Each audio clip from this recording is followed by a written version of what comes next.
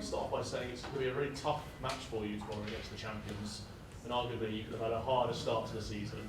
But obviously it's going to be a difficult trip for Man City as well. But have you taken any notes from the curtain raiser against Liverpool that you look to sort of use in this match over the weekend? It looked like Ruben Diaz seems to be quite tested by Darwin Núñez, his physicality. Is that something that you've looked at? Well, you've answered everything. You've answered all the questions. Of course, we're playing Man City and it's incredibly tough. And of course they're going to come here and they're going to have a hard game as well. So all those things what you've said I totally agree with.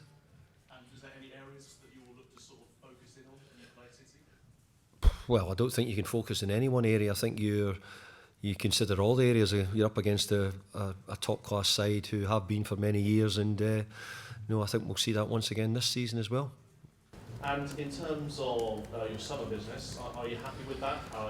Do you feel like we might see some of the new signings this weekend? I know a lot of Hammers fans are potentially looking forward to seeing Skamaka in particular.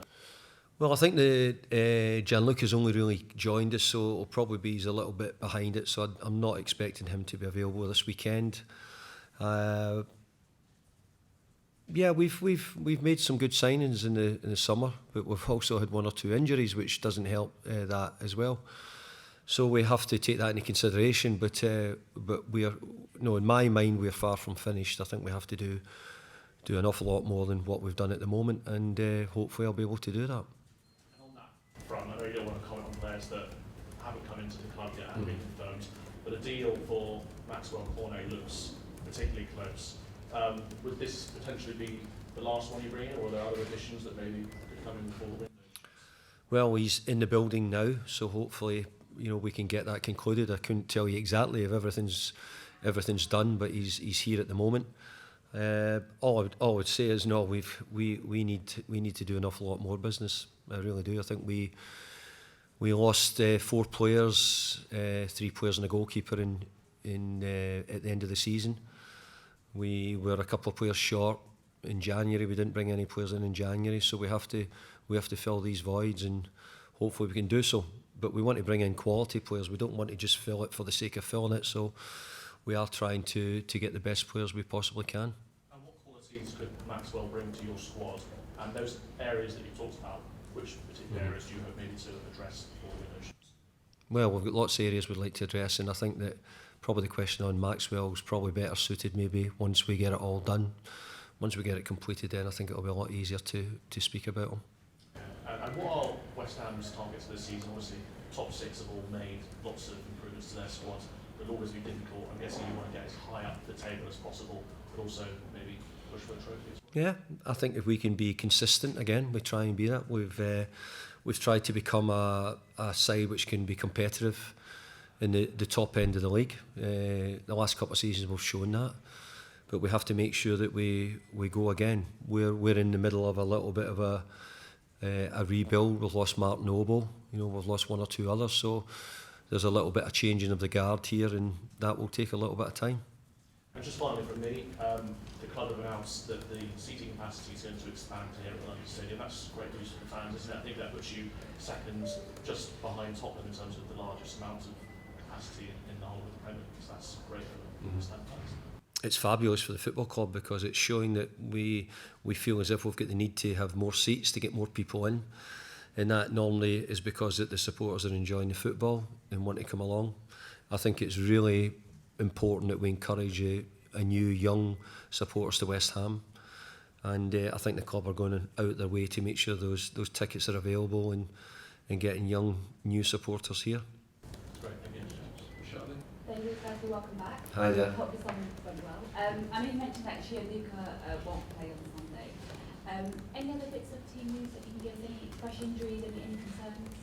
Yeah, we've got quite a lot of concerns, but I'm certainly not going to give you them. One player I'm sure that West Ham fans are really looking forward to seeing again this season is Angelo Connor. How far away is he from returning to action? Well, he's playing this afternoon for the 23s. He had his first 90 minutes last week, so he's doing really well, but he's obviously not ready yet to be considered for the first team at the moment. But he's coming along nicely, and maybe another 3 or 4 weeks he'll be much closer to that.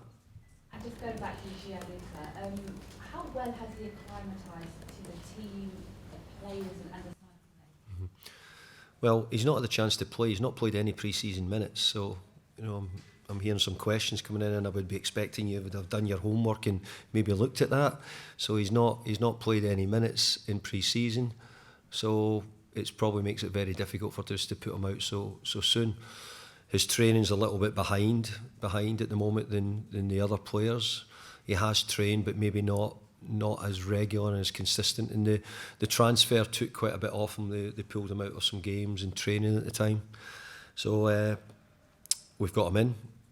I like what I see, but we're trying to get him in the best condition we can and get him ready to play.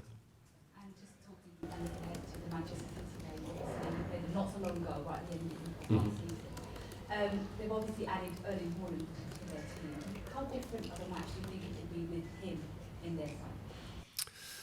Well, I don't think it's ever going to change the way Pep plays and his team plays. I think what they've added is a prolific goal scorer, maybe the most up and coming young striker in the country. So it'll be interesting, certainly in this country, not just in this country, in the world, I should say.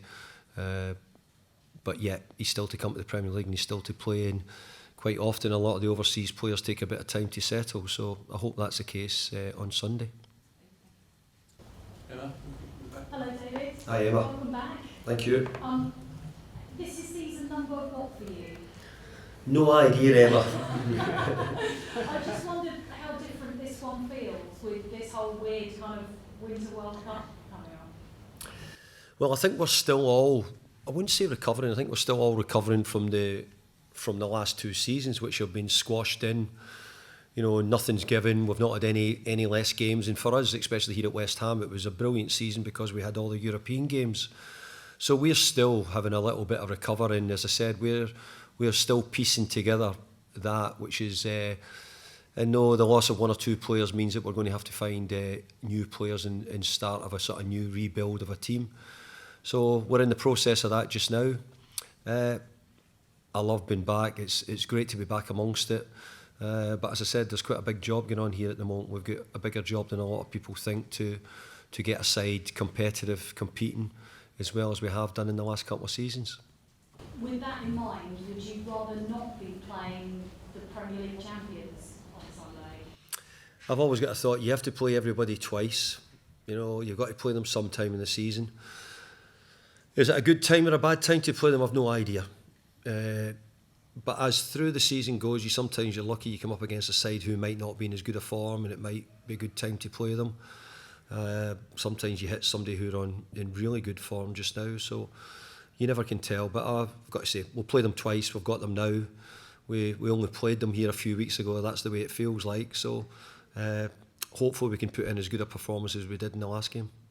You have West Ham, especially at home, done very well against top teams in the recent past. Are you hoping that remains the case? Well, it was one of the pluses last year that we performed much better against, say, the Cities, Liverpools, etc., Chelsea's over the season. It was probably the other batch of games which the season before we had done better. We'd sort of won all the games maybe we were hoping to and expecting to. But I thought last year we competed a bit more in some of the games against the bigger sides and showed that we could give them a game on our day. We'll need to play really well against Man City to get a result because they're a really difficult side to beat.